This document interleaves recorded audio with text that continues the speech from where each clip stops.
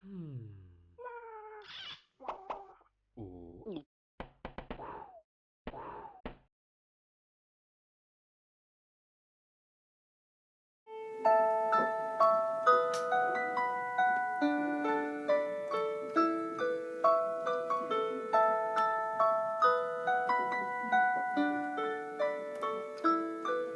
Dear Diary, it was a very sunny morning.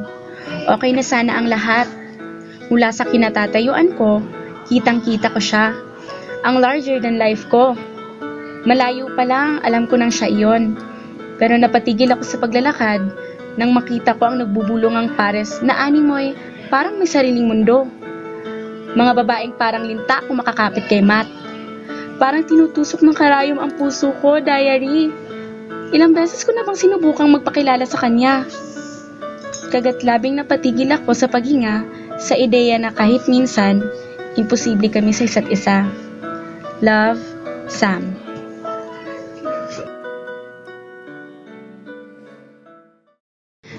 Dear Diary, alas 4 na ng hapon.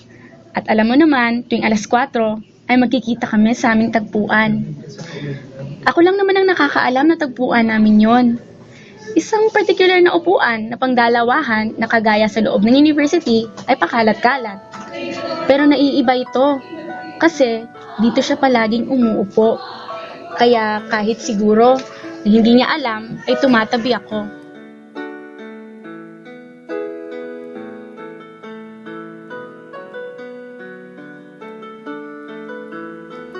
Alam mo, nagtitinginan na naman ako ng mga babae kanina.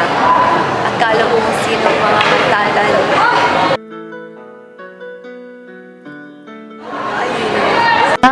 Earphones. Ganito kami mag-moment. Sa ganitong paraan ko kasi siya nakakausap. Hawak-hawak ang aking libro.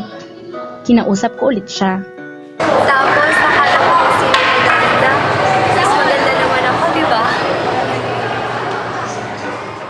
Dear Diary, kasama ko ngayon ang best friend ko. At kagaya ng inaasahan ko, ang mala 2020 na vision nito ay nahagilap ang pagmumukha ni Matt. Nahihiyang sinulapan ko ang table nila. At as usual, kasama na naman nito ang mga babae niya.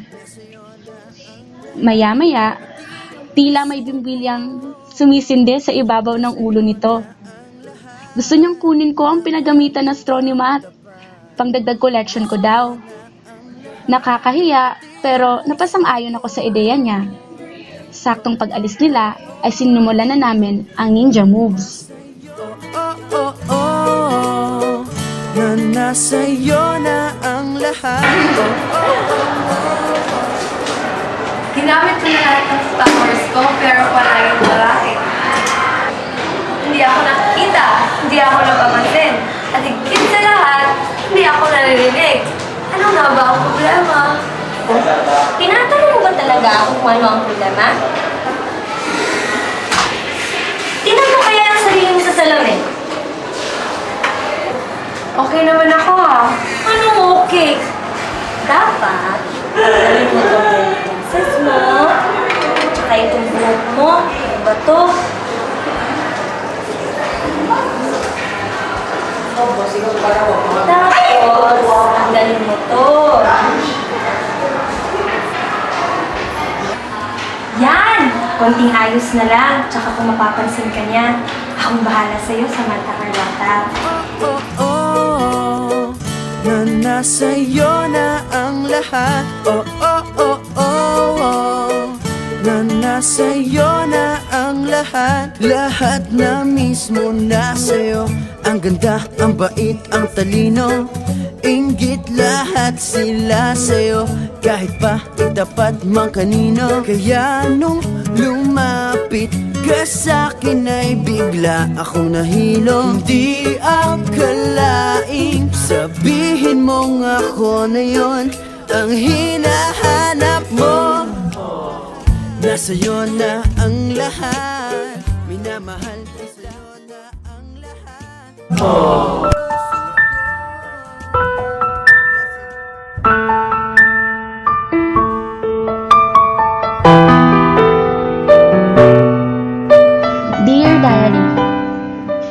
desisyon ang magpapansin ng labis-labis sa kanya.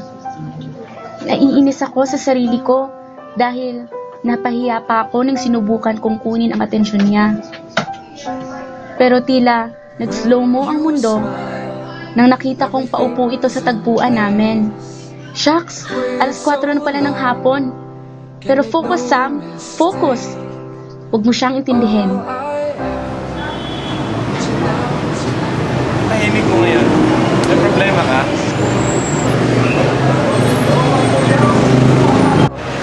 Oo, ikaw. Teka. Pakinggan mo to.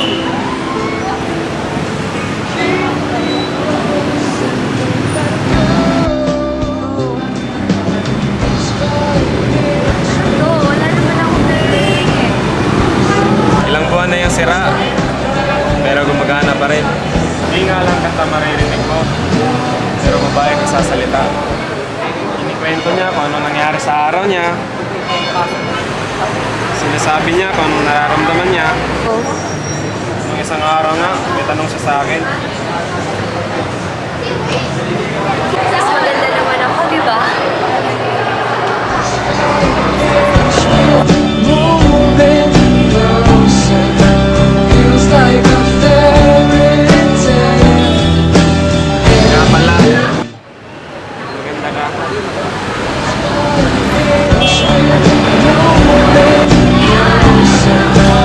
Feels like a fairy tale. Ending, take my heart. This is the moment. I'm moving closer to you. I'm moving closer to you.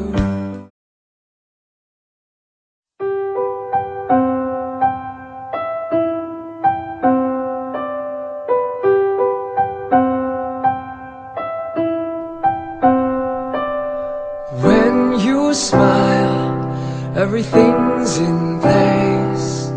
I've waited so long, can make no mistake. All I am, reaching out to